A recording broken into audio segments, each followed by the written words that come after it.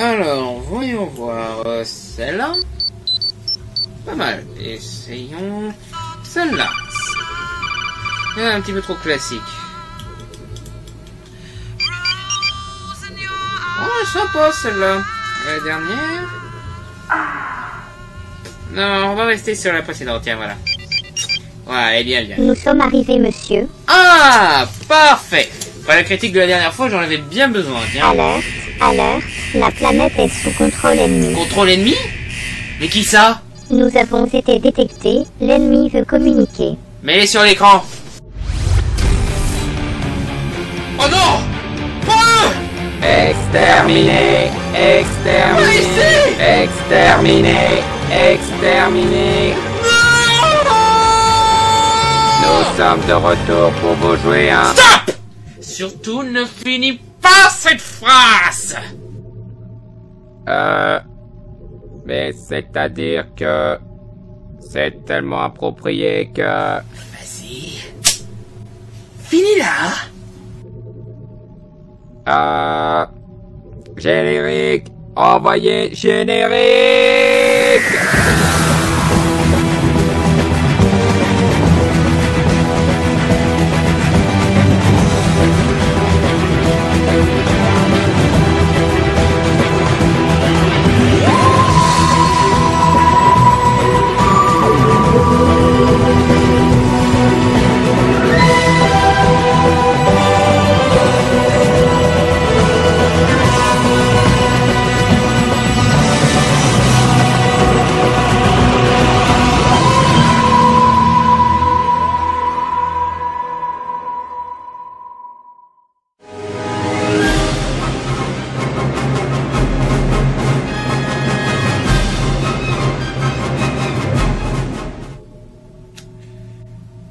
Je suis pas en forme aujourd'hui. C'est une vraie journée de merde. Je voulais retourner sur la planète de quelques de mes films préférés, mais j'ai découvert que ces têtes de cons de costard cravate ont élu domicile. La planète est sous licence 20th Century Fox, notre organisation mère. Nous avons juste repris ce qui nous appartenait. Vos gueules! Donc, ces petits enfoirés ont provoqué une véritable catastrophe qui condamne cette planète à concentrer tout son espace-temps sur le passé. Il n'y a plus aucun futur possible pour cette planète. Et cette catastrophe est X-Men 3, ou X-Men l'affrontement final. Bon, généralement, je m'attaque aux films d'une même saga dans leur intégralité, mais comme il y a eu la semaine Singer de précédemment, donc ils ont déjà été critiqués par une autre de mes personnalités, et parce que ce film est tellement haché qu'il le mérite, nous allons nous concentrer sur le troisième film. Au début des années 2000, le genre des super-héros a droit à un nouveau boom de popularité après une longue période de médiocrité. Ce boom est incarné par l'excellent Blade, le superbe Spider-Man et bien sûr X-Men, réalisé par Bryan Singer. Ça se passe dans un futur proche, où l'humanité est à l'aube d'un nouveau stade de l'évolution, amenant de simples humains à devenir ce qu'on appelle des mutants dotés de super pouvoirs. Un don, mais aussi une malédiction. Le reste de l'humanité ont peur d'eux et donc les rejettent. Mais parmi les mutants persécutés par le reste du monde, deux camps se lèvent. La Confrérie, un groupe de mutants visant à imposer la supériorité mutante et de faire payer l'humanité, dirigé par Magneto, le maître du magnétisme, joué par Ian McKellen, et les X-Men, se battant contre toute hostilité venant du côté des humains ou des mutants, espérant qu'un jour les deux espèces coexistent. Dirigé par le professeur X, un puissant télépathe handicapé, joué par le chauve le plus classe du monde, Patrick Stewart. Chose assez marrante, je n'aime pas du tout la bande dessinée ou la série animée. Je les trouve beaucoup trop brouillons et beaucoup trop bordéliques. Par contre, j'adore les films. Pour plus de détails, je vous invite à ma semaine spéciale Bryan Singer. Mais pour faire court, le premier X-Men est pour moi un chef-d'œuvre avec une forte puissance émotionnelle qui exploite parfaitement le sentiment de rejeté qu'affrontent nos héros, en plus d'exploiter parfaitement le talent de ses acteurs principaux, une superbe ambiance et des scènes d'action fun et un bon humour. Le second était excellent, mais un chouïa en dessous du premier, exploitant toujours bien son sujet et ses acteurs, ainsi qu'un excellent scénario, une mise en scène parfaite et des scènes d'action qui en inspirent un plus d'un. Seulement l'ambiance y était moins enmouvante, l'émotion est moins forte, et bien que les scènes d'action soient excellentes, elles manquaient de vrais climax. Mais le succès fut au rendez-vous et les fans furent impatients de voir le troisième épisode. Mais Bryan Singer s'est vu proposer un projet de rêve, à savoir Superman Returns, et y est allé de pied ferme, laissant la saga X-Men de côté pour un moment. Hélas, la Fox produit la saga. La Fox ne connaît pas la patience et a préféré faire ce troisième épisode sans Bryan Singer. Alors ils sont allés lui trouver un remplaçant. Ils ont même renvoyé le scénariste David Hayter, que vous connaissez bien sous le nom de Solid Snake. Parmi les noms de réalisateurs remplaçants, on a pu voir Matthew Vaughn, qui refusa pour raisons personnelles, mais revint pour réaliser la résurrection de la saga X-Men First Class. Un autre réalisateur fut pressenti, Josh Whedon, le choix parfait. Le mec a fait 2 séries cultes pour la Fox, a bossé sur le scénario du premier X-Men et a écrit une série de BD X-Men dont ce troisième opus s'inspire. Oh, et il a aussi réalisé l'un des films des super-héros les plus rentables de l'histoire du cinéma, mais ça... Il était parfait pour cet opus. Bon, il a pas une aussi bonne mise en scène que Bryan Singer, bien sûr, mais il a l'attention des personnages, il a le scénario intelligent, il a le côté geek qu'il faut pour un tel projet. Et quel réalisateur vous avez choisi pour remplacer l'un des meilleurs metteurs en scène de ces 10 dernières années et pour remplacer le réalisateur préféré de tous les geeks, réalisateur des Avengers? Brett Ratner. Fuck you, Fox! Fuck you! Ouais, ils ont préféré remplacer Josh Whedon, le futur réal de The Avengers, par Brett Ratner, le mec dont les exploits se limitent à filmer correctement une cascade de Jackie Chan et faire un copier-coller du Silence des Agneaux. Je ne comprends tout simplement pas pourquoi ils ont pris ce con au lieu de Josh Whedon. Je veux dire, Josh Whedon, il a juste un blocage sur la mise en scène. Brett Ratner a un blocage sur tout. C'est un yes man fainéant qui se contente de faire un film comme un ouvrier sous-payé, même quand il est surpayé, et qui est détesté par tout geek qui se respecte, presque autant que Uwe Ball. Quoi, parce que les Rush Hour ont eu du succès au box-office? Bah ouais, mais ça ne garantit rien sur la qualité du film, et ce qu'a fait Josh Whedon a toujours rapporté plus d'argent que les Rush Hour. Ah non, ça c'est vous qui avez fait les cons dans la distribution. Et ça reste culte auprès de pas mal de gens, là où tout ce qu'a fait Brett Ratner va au maximum au niveau du bon moment qui ne restera pas dans les mémoires. Firefly n'a peut-être pas eu de succès, mais c'est tout de même une série culte adorée par beaucoup de personnes. X-Men 3 a peut-être fait péter le box-office, mais c'est une grosse bouse détestée par des millions de personnes. On s'en fout, du moment que ça rapporte. Ça aurait rapporté encore plus avec Josh Whedon, justement. Au moins, vous auriez fait un film que les gens auraient envie de racheter en Blu-ray plus tard. Tandis qu'avec ce mec, vous allez faire une grosse bouse que personne ne voudra revoir. Enfin, si seulement vous vous intéressiez un petit peu à ce que veulent les spectateurs aussi. C'est nous qui décidons ce que veulent les spectateurs. Mais vous ne pouvez pas décider à la place de millions de personnes. Si, on a bien réussi à décider pour eux d'aimer American Pie, Justin Bieber, Twilight. Oh, ouais. Vous décidez pour des tas d'ados bien cons et fashion victimes qui ont trop peur de ne plus être cool auprès de leurs potes, qui iront voir n'importe quelle merde et qu'une fois adultes se rendront compte à quel point le truc qu'ils se sont forcés à aimer était une grosse merde. On s'en fout, ils ont dépensé durant leur enfance encore plus que ce qu'ils dépenseront une fois adultes. C'est ce qui compte. Évidemment que... Oh putain, je parle à des murs qui portent des Ray-Ban quoi. Enchaînons juste avec cette bouse qu'on en finisse. Donc... autant je déteste ce putain de film de merde, autant j'aime bien la séquence pré-générique. Non, sérieux, elle est pas mal. On retrouve le professeur X et Magneto dans les années 80 où ils étaient encore amis, ce qui est assez sympa. De plus, cette scène utilise une technologie qui fit sa petite révolution, où les acteurs sont retouchés par ordinateur, pour sembler un peu plus jeunes. ce qui est plus réussi que ce que laissent prétendre certains critiques. Et même si je déteste le reconnaître, le rendu est mieux foutu que dans Tron Legacy. Et Dieu sait que je déteste dire qu'un mauvais film réussit là où un très bon film a échoué. Bon, je sais ce que vous allez me dire. Comment ça se fait que X et Magneto sont toujours amis dans les années 80, alors que dans First Class ils sont devenus rivaux avant même que X ne soit chauve et dans les années 60? Eh bien, c'est parce que l'une des plus grandes qualités de First Class, c'est de faire comme si X-Men 3 n'avait jamais existé. Un exemple que l'on devrait tous suivre. Mais enfin, le professeur et Magneto viennent voir une petite famille pour leur jeune fille mutante qui semble être spéciale. Il s'avère que c'est Jean Grey. C'est très mal poli, tu sais, de lire mes pensées ou celles de Monsieur Lencher sans permission. Est-ce que tu as vraiment cru que tu étais la seule dans ton cas? Nous sommes des mutants, Jean. Nous sommes comme toi. Vous croyez? Ça m'étonnerait.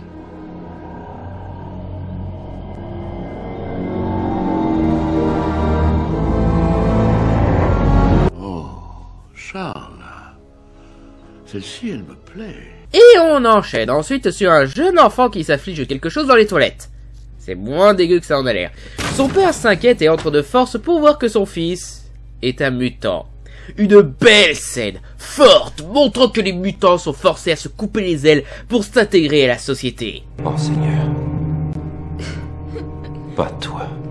Papa, je suis désolée. Et stop!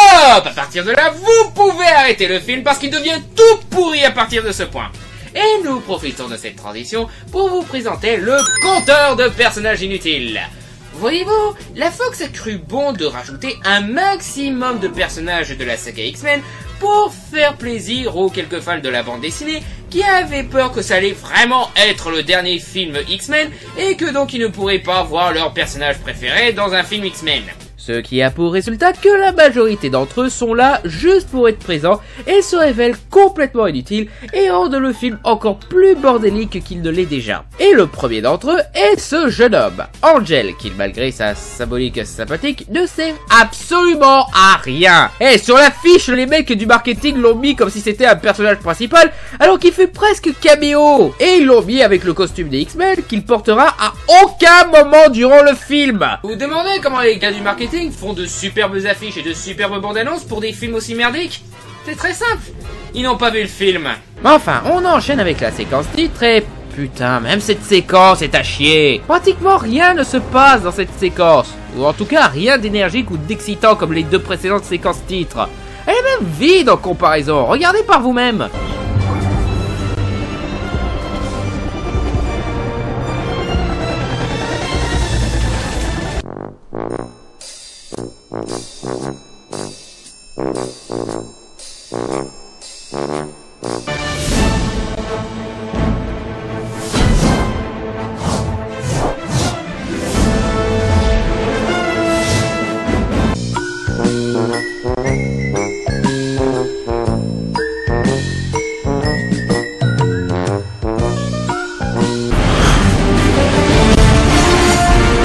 Oh putain, même le titre est à chier. Une animation Windows Movie Maker de base sur une image Photoshop à 2 balles. Même moi je fais mieux. Télécharge Bluff Titler, mec.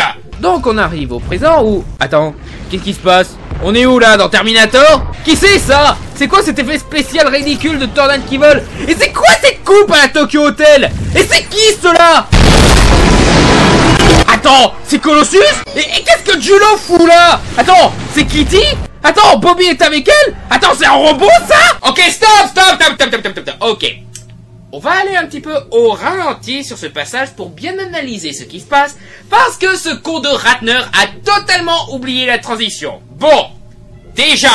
Pourquoi Colossus et Kitty, des personnages réduits à de simples caméos dans les précédents films, sont maintenant des membres de l'équipe?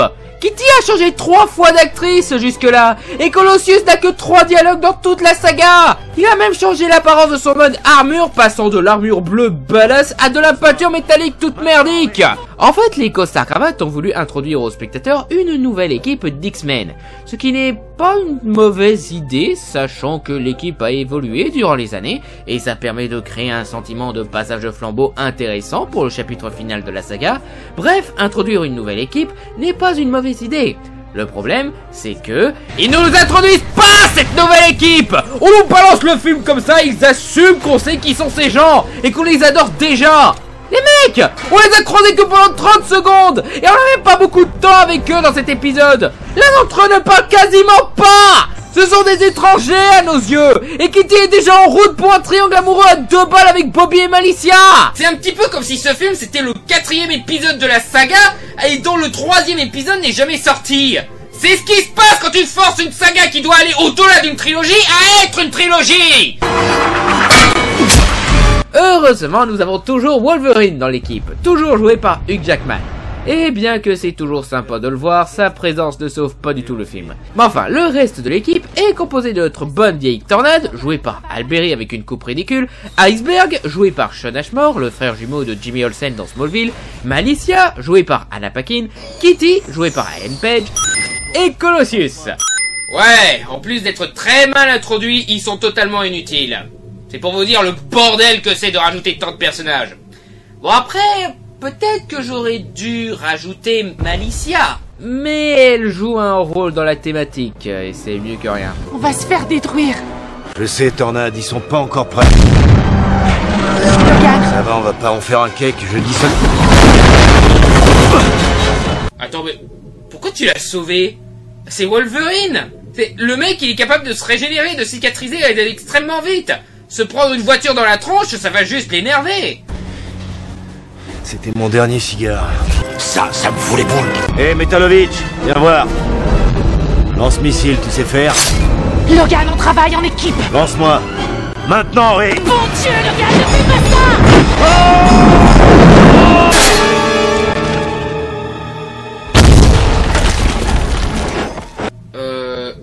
Tornade, c'est du travail d'équipe. Ce qu'ils viennent de faire là, c'était du travail d'équipe. Wolverine s'est associé à Colossus pour que sa force l'aide à battre le robot géant. C'était du travail d'équipe, où les deux pouvoirs s'unissent pour vaincre l'ennemi. Bon, je sais que Wolverine est le personnage qui ne réfléchit pas, qui est trop pragmatique et que tu dois désapprouver totalement. Mais là, il n'y a rien à désapprouver. Wolverine a eu raison sur ce coup-là. Le cours est terminé. Hey, Colossus, t'as bien lancé. Wow! C'était un hologramme? Sérieux? Donc... Le coup que Wolverine s'est pris, la voiture qui a failli l'écraser et tout n'était pas réel. Mais alors comment ça a fait pour le blesser? Et pourquoi Tornade l'a sauvé? Et sur quoi Colossus l'a balancé si c'était pas un vrai robot? Et comment ils ont pu courir et se déplacer autant dans ce qui semble être une petite salle sans se prendre les murs dans la gueule? Et comment ils ont eu une technologie holographique aussi avancée alors que dans le 2, leurs hologrammes se limitaient à des traits lumineux? Tu sais Ratner, c'est pas parce que tu as Patrick Stewart dans un film de SF que tu peux nous sortir l'holodeck, une technologie qui n'a déjà pas beaucoup de sens dans le futur lointain de Star Trek et qui en a encore moins dans le futur proche d'X-Men. Tu ne pouvais pas en faire une salle d'entraînement robotisée simple comme dans la BD ou la série télé. Quoi, t'avais trop de pognon à dépenser alors t'as préféré refaire la séquence d'ouverture de Terminator? Qu'est-ce que tu nous as fait là?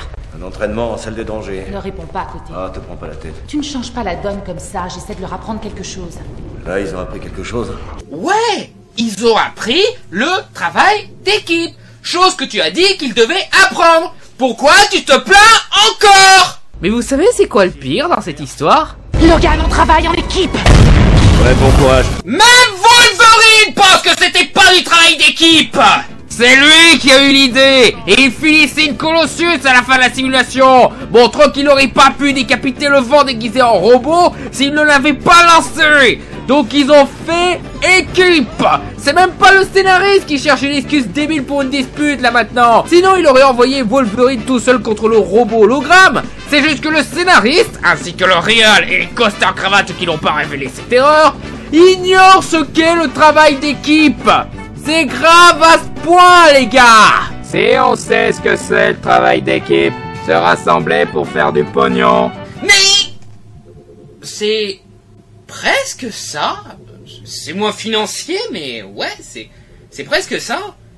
Alors du coup, pourquoi vous avez pas relevé le fait que Wolverine a fait du travail d'équipe dans cette scène? C'est pourtant évident, il n'a pas apporté de pognon. Logan, ce n'est pas un jeu. Pourtant, qu'est-ce qu'on s'amuse. Je suis remplaçant, moi. T'as un problème par la Scott? On retrouve ensuite Scott, alias Cyclope, joué par Jess Marsden. Il est toujours déprimé à cause de la mort de Jean lors du précédent épisode. Pour ceux qui l'auraient pas suivi, Jean, joué par Frank Jensen, était un membre des X-Men télékinésiques télépathe fiancé à Cyclope. Dans le précédent épisode, elle ressentit des complications avec ses pouvoirs, apparemment dues à la machine de mutation accélérée de Magneto lors du premier X-Men. Elle devenait plus puissante au point qu'une forme de flamme dégageait de son corps quand il utilisait son pouvoir. Elle prit peur de ses propres pouvoirs, alors elle se sacrifia en sauvant l'équipe d'une inondation, et est officiellement morte noyée dans le lac Alkali. Cyclope est maintenant dans une grosse déprime, et ça se voit au fait qu'il ne se rase plus, et est tenté par des visions de Jean qui l'appellent. Hey, écoute. Je te comprends. Arrête. À la mort de Jean. Arrête, je te dis. Il faut qu'on fasse notre deuil maintenant. Il a raison, reprends-toi. Je sais pas, peut-être que tu te trouveras une nouvelle copine, genre une journaliste, une paysanne. En parlant d'amour, Malicia se plaint de sa condition. Apparemment parce qu'elle soupçonne Bobby de s'intéresser à Kitty. Seulement, comme Brett Ratner ne nous a pas introduit Kitty, on ne sent pas trop cette possibilité et Malicia passe pour une connasse de jalouse. T'as l'air de m'éviter. Eh bien quelque chose. Ce qu'il y a, c'est que je peux pas toucher mon mec sans qu'il meure. À part ça, ça va. Arrête. Là, t'es injuste. Est-ce que je t'ai déjà mis la pression? Ben oui, le film dernier, tu as tenté de m'embrasser 2 fois, et la deuxième fois, j'ai cédé après que tu m'aies aperçu à poil. Oh, oui, c'est vrai. Excuse-moi. Je suis écrit par un mec qui n'a jamais vu les précédents films. T'excuses pas, moi je suis écrit par un crétin qui veut enculer mes 2 films de développement de personnages. Dur. On enchaîne ensuite au département des mutants, où on rencontre le professeur Hank McCoy, alias le Fauve, joué par Kelsey Grammer. Les quelques fans qui aiment cette bouse l'aiment principalement pour ce personnage, parce que c'est un personnage qu'ils affectionnent, particulièrement dans son style civilisé tout en étant un bourrin badass. Et ils adorent le choix de Kelsey Grammer pour ce rôle. Moi, ce que j'en pense... Ouais! Il est inutile! Il a beau être cool, ça a beau être un personnage culte, mais il est totalement inutile! Et vous verrez bientôt pourquoi. Donc il est convoqué par le président des États-Unis pour lui dire quelque chose de très important. La sécurité intérieure recherche Magneto. Merci pour cette info. Je ne me serais pas douté une seule seconde que le gouvernement chercherait à arrêter un dangereux mutant terroriste qu'on a maintenu prisonnier entre 2 films. Ok, ouais. Mais enfin, le ministre de l'Intérieur, Monsieur Trask, joué par le sergent McElliott dans Predator, annonce qu'il a arrêté l'associé de Magneto, Miss Corey! Cordery! Ils ont arrêté Mystique hors champ! Non mais, Ratner! Non mais, utilise ta putain de cervelle une microseconde, quoi! La capture de Mystique, c'est pas un truc à prendre à la légère comme ça! C'est la reine de la mystification, de l'infiltration et de l'évasion. La capturer est pratiquement impossible. Pour ça, il aurait fallu de gros moyens, faire appel à une équipe spécialisée, chose qui aurait mérité une scène. Ah bah tiens, pourquoi pas une scène d'ouverture? Ça me semble bien plus important et logique que la séquence d'entraînement débile des X-Men. Vous connaissez cette dernière imitation? Notre ministre de l'Intérieur. Bien sûr. Elle en a le pouvoir. Captain Obvious! Bon, d'accord. Mystique. Où est-il? Ici? Parmi nous? Je ne veux pas jouer avec vous. Je veux des réponses. Tu ne veux pas jouer avec moi? Intéressante scène, exploitant bien le style de Mystique et son pouvoir de caméléon pour jouer avec l'esprit de son interrogateur. C'est chiant! Gâchons tout ça pour un peu d'action inutile pour enchaîner direct à la prochaine scène! Vous savez que sa capture ne fera que provoquer Magneto. Bien sûr, c'est aussi une certaine forme de monnaie d'échange. Par principe, je ne négocie rien avec les gens comme eux. C'était la raison de ma nomination, pourtant. De quoi? Oh, excusez-moi, par eux, je voulais dire les terroristes, pas les mutants. Non, j'aime bien les mutants. Ma fille est copain avec un mutant. Balle évitée. Le président montre le document que Mystique a cherché à dérober, une fiche sur un jeune mutant baptisé Sansu. Dieu Tout-Puissant, est-ce que vous mesurez l'impact que va subir le monde des mutants? Avec un nom pareil, les mutants perdront leur dignité. Pour toujours. On retrouve ensuite le professeur X faisant un cours aux jeunes mutants, où il questionne la limite de la moralité et l'utilisation de leur pouvoir. Attends une minute! Pourquoi Kitty est en cours? Je croyais qu'une jeune mutante pouvait rejoindre les X-Men après leurs études. C'est pas ce qu'on avait expliqué dans le premier film? Si Kitty s'entraîne dans l'holodeck avec l'uniforme des X-Men, pourquoi va-t-elle encore en cours? Elle fait partie de l'équipe désormais, elle a donc fini ses études. Est-ce que t'as vu les films précédents, Ratner, avant de faire ta bouse? L'homme allongé derrière moi n'a jamais eu de fonction cérébrale supérieure. Les organes et le système nerveux fonctionnent, mais il n'a aucune conscience au sens propre. Et si nous pouvions transférer la conscience d'un individu, disons un père de 4 enfants condamné par le cancer, vers le corps de cet homme? Tiens, je me demande si le professeur X, le seul télépathe mâle dans ce film, va utiliser ses pouvoirs pour transférer son âme dans ce corps. C'est tellement subtil. Il arrête le cours quand il sent quelque chose qui ne va pas. C'est Tornade qui est anxieuse par rapport à leur situation. Magneto est en fuite, nous avons un mutant au gouvernement, un président qui nous écoute. Pourquoi nous cacher encore? Nous ne nous cachons pas, mais nos ennemis sont encore légion, et je me dois de protéger mes élèves, tu le sais. Exact, mais nous ne serons pas éternellement vos élèves. Il y a bien longtemps que tu n'es plus une élève à mes yeux, Tornade. En fait, j'avais pensé que peut-être tu pourrais un jour prendre ma place. Mais Scott... Scott n'est plus ce qu'il a pu être. Attends une minute! Scott fait une déprime à cause de la mort de la femme de sa vie, et au lieu de l'aider, tu changes ton testament pour le déshériter et le faire remplacer par Tornade en tant que chef des X-Men? Pourquoi tu ferais une telle chose? Mais enfin, ils reçoivent la visite du Fauve, qui est venu les informer de ce qu'il a découvert dans le document que Mystique a voulu voler. L'élaboration d'un antidote contre le gène mutant.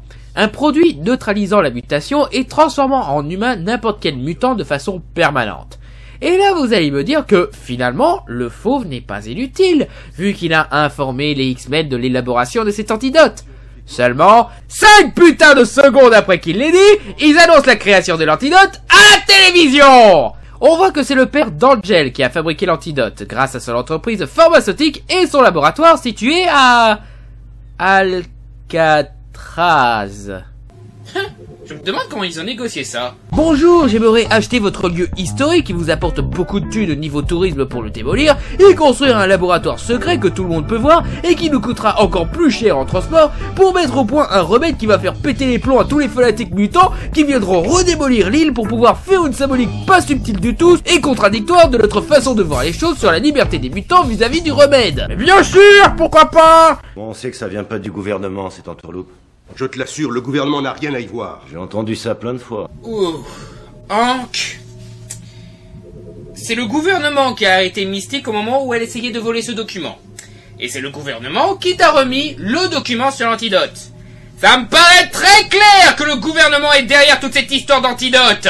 Mais enfin, l'antidote n'est pas une mauvaise idée, c'est même très intéressant, mettant les mutants face au choix de s'intégrer à la société au point de renier leur intégrité. C'est une intéressante idée qui est à peine effleurée. La thématique se limite à cela. Alicia veut l'antidote pour pouvoir baiser avec Iceberg, Tornade est contre parce que la mutation n'est pas une maladie et parce que son pouvoir n'est pas pourri, et Magneto en profite pour tout faire péter. C'est tout! Le tout exploité dans les 3 minutes qui suivent l'annonce de l'antidote. Une situation remettant en question tous les mutants, et seulement 4 font quelque chose ou donnent leur avis là-dessus. Et le plus insultant dans tout ça, c'est Josh Whedon qui a eu l'idée de l'antidote. C'est le centre de sa série de BD The Astonishing X-Men, montrant une fois de plus que c'est lui qui aurait dû réaliser le film, vu que c'est un réalisateur qui voit une de ses idées adaptée en film. Ces connards nous refont le coup de Bichette Terreur des cinéphiles. Mais enfin, des mutants réagissent à l'annonce de l'antidote et réfléchissent à une solution pour contrer ça. Nous de leur montrer, de les éduquer, de leur dire qu'on sera toujours là. Écoutez-moi, c'est... Merci pour ce gag totalement inutile et illogique. Ils pouvaient pas venir en forme mince au lieu de faire chier tout le monde en étant gros tout le long? Ils veulent nous exterminer. La procédure est volontaire. Personne ne vous parle d'une extermination. On n'en parle jamais. Et voilà notre cher Magneto, qui vient profiter de cette réunion pour faire à nouveau son speech sur les méchants humains pour qu'il rejoigne sa confrérie. Et est accompagné par Pyro, un ancien élève de l'école de mutants qui a rejoint Magneto dans le précédent film. Tu voulais nous faire peur, fallait enlever la cape. Casse-toi, y'a le feu. Ha ha ha! Toi qui es si fier d'être mutant, pourquoi t'es pas tatoué? Ah bon? Ça c'est nouveau ça. Faut se tatouer pour montrer qu'on est fier d'être mutant. Ah bon? Bah alors, si t'as autant de tatouages comme ça, là, qu'est-ce que ça veut dire? Que tu te masturbes en pensant que t'es une mutante? Mais enfin, c'est un petit groupe de mutants qui veulent rejoindre la confrérie, composé de 7 filles, la version blanche de Prince, et Maelstrom de Lost les Disparus. Vous savez à qui vous parlez? Et toi? Oh mec, il a le pouvoir le plus ridicule au monde!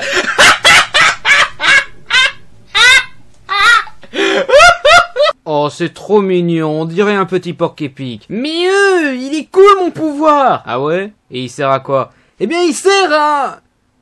Ah...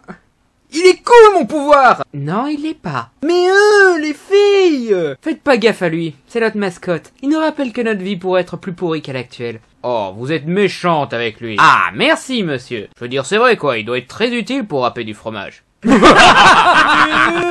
Mais enfin, le chef du groupe a le pouvoir de super vitesse et de détection de pouvoir. Chose que je ne vois pas comment ça s'accorde, mais enfin... Je sais aussi que tu contrôles le métal et qu'il y a 87 mutants ici, dont pas un ne dépasse la classe 3.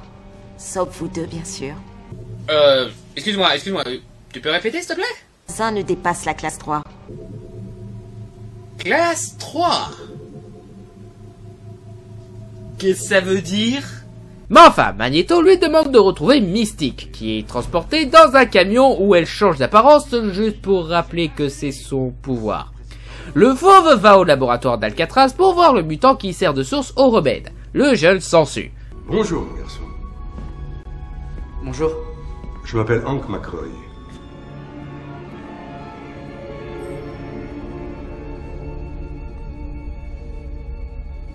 Je suis désolé. Non, ce n'est rien. Waouh! Une scène intéressante exploitant le dilemme du fauve. C'est quelque chose qui a l'air fort émotionnellement. C'est chiant, alors on va l'oublier de tout le film. De son côté, Cyclope, toujours hanté par ses visions, retourne là où Jean est morte. Scott, tu m'entends? Non, arrête! Scott! J'ai besoin de toi!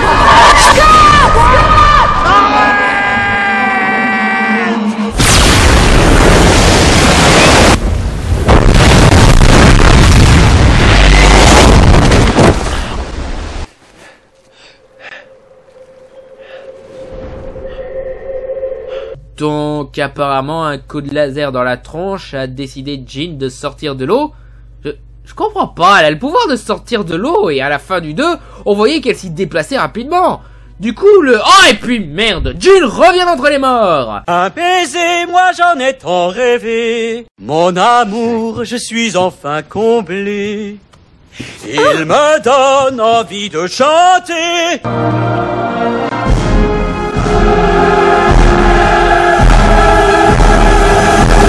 Mais quelque chose se passe, le professeur le ressent et fait appel à Wolverine et Tornade pour aller sur place.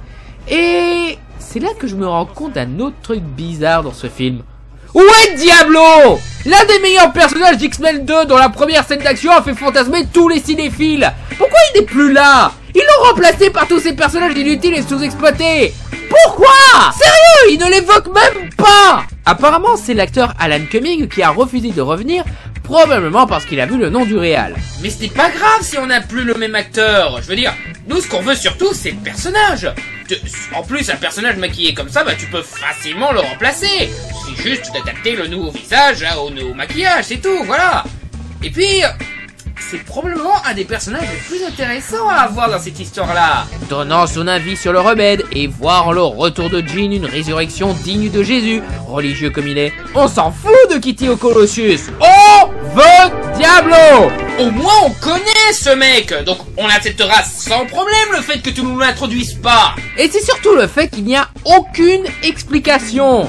Diablo semblait pourtant d'accord de rejoindre l'équipe à la fin du 2. Bon, en fait, il y a une explication à pourquoi Diablo n'est pas là. Dans le jeu vidéo! Putain! Le premier scénariste a fait une telle merde qu'un autre scénariste a dû le corriger, mais il n'a pas modifié le scénario entre-temps. Ah! Et c'est quoi la raison de son départ? Il voulait partir. Putain que j'aurais ce putain de film. Excusez-moi, mais il faut que je mange un truc, hein. Vous m'excusez, hein.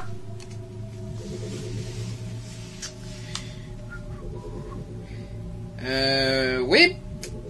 Hit pizza? Ouais, ce sera une pizza au poivron vert et fromage avec de la sauce piquante, s'il vous plaît. Grande c'est bien. Quoique, non, grande. Non, pas de coca cette fois, j'ai mes réserves en stock. Une demi-heure? Ouais. Oh, et n'oubliez pas la sauce piquante, j'y tiens beaucoup, hein. Mais enfin, Wolverine et Tornade vont sur les lieux. Bon, je vois rien là. Je peux arranger ça.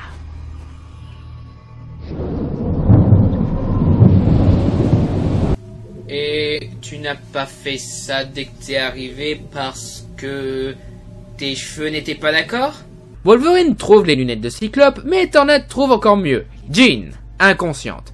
Il la ramène à la base où le professeur l'examine et nous donne une série d'explications débiles. La seule explication à sa survie est que ses pouvoirs lui ont permis de s'entourer d'une bulle télékinétique. Ben oui, parce que ça ressemble à une bulle. Et puis, pourquoi se créer une bulle et rester sous l'eau alors qu'elle aurait pu sortir de l'eau? Elle avait qu'à nager, elle a dû se crever de faim, si. Jean Grey est la seule mutante de classe 5 que j'ai jamais rencontrée. Classe 5? Mais de quoi tu... Attends... Il y a 87 mutants ici, dont pas un ne dépasse la classe 3. Jean Grey est la seule mutante de classe 5 que j'ai jamais rencontrée. Les mutants sont classés? Mais depuis quand? Et pourquoi? Et comment? C'est un élément qui n'avait jamais été évoqué jusque-là. Et comme les nouveaux X-Men, ils nous l'introduisent même pas et assument qu'on sait de quoi ils parlent. Mais... non! On ne sait pas de quoi tu parles! On sait pas si c'est impressionnant à classe 5! On connaît même pas ta classe ou celle de Wolverine! Ah, mais pas d'inquiétude, cher spectateur paumé par un mauvais narrateur. J'en suis là pour t'aider à y voir plus clair dans ce système de classement. Oui, c'est moi qui ai créé ce système de classement. Pourquoi ça vous surprend? Alors, commençons par la classe 1, a.k.a. suicide-toi pauvre merde insignifiante. Ce sont des mutants qui ont des pouvoirs totalement inutiles et pas impressionnants pour une cahouette, comme écrire sans crayon, allumer la télé en clignant des yeux, devenir gros. Ou encore ce porc-épic.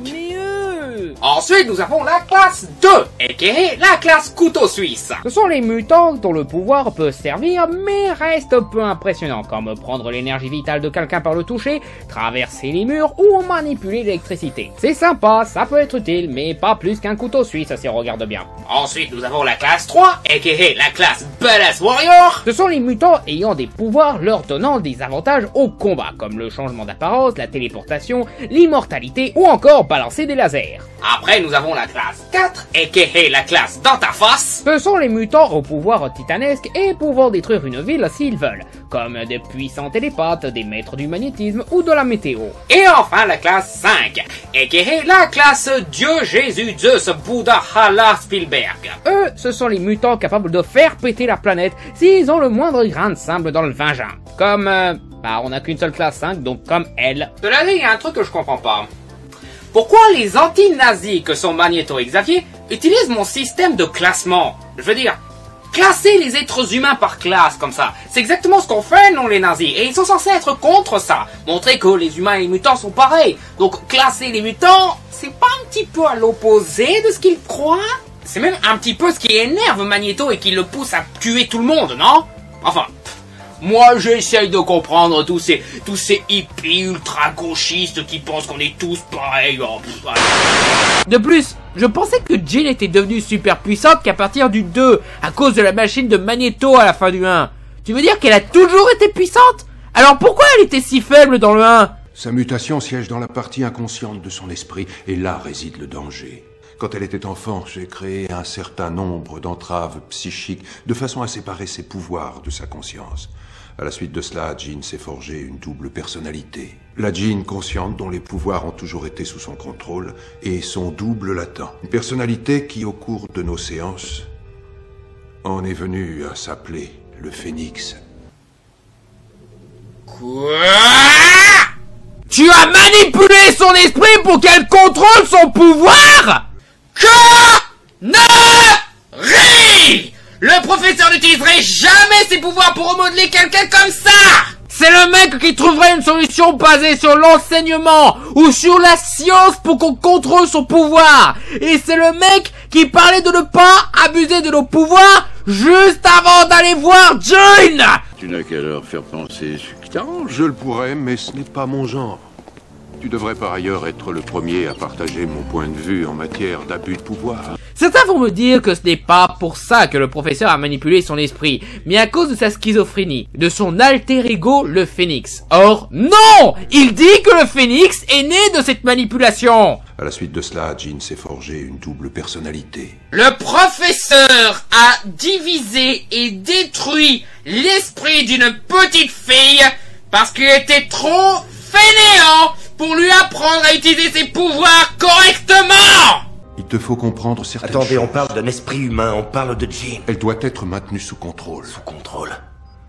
Quand on met une bête en cage, la bête peut s'énerver. Tu n'as aucune idée. Tu n'as aucune idée de ce dont elle est capable. Non, professeur. Celui qui ne sait pas de quoi il est capable, c'est vous. Ah bah, je suis désolé, Charles, mais je suis du côté de Wolverine sur ce coup-là. Pourquoi je suis du côté de Wolverine?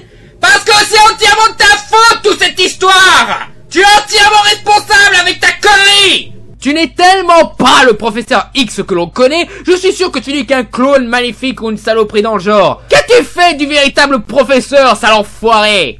De plus, cette explication est fausse. La machine de Magneto est censée faire évoluer un être vivant, donc Jean aurait dû évoluer. Et donc, elle aurait dû devenir un nouveau stade de l'évolution, plus haut que le mutant lui-même, ce qui aurait été intéressant à exploiter, notamment face à l'antidote. Et puis d'ailleurs, pourquoi à la fin du 2 le professeur sourit en sentant la présence de Jean, si son retour est une si terrible chose? À un moment, il montre qu'il sait ce qui se prépare, et voit ça comme une future catastrophe, alors qu'un film plutôt il voit ça comme une très bonne chose. Et puis d'ailleurs, pourquoi elle se fait appeler le Phénix? Apparemment, elle se fait appeler comme ça depuis que le professeur a manipulé son esprit. Si elle s'était baptisée comme ça après son retour, ça aurait été logique, surtout avec l'effet de flamme qu'elle sortait dans le 2. Effet complètement oublié! Donc pourquoi ça fait appeler le Phénix? Donc Brett Ratner n'y connaît rien en esprit d'équipe, en introduction, en film X-Men et en créature légendaire. Qu'est-ce que tu fous ailleurs qu'à l'école, mec? Putain, elle arrive ma pizza!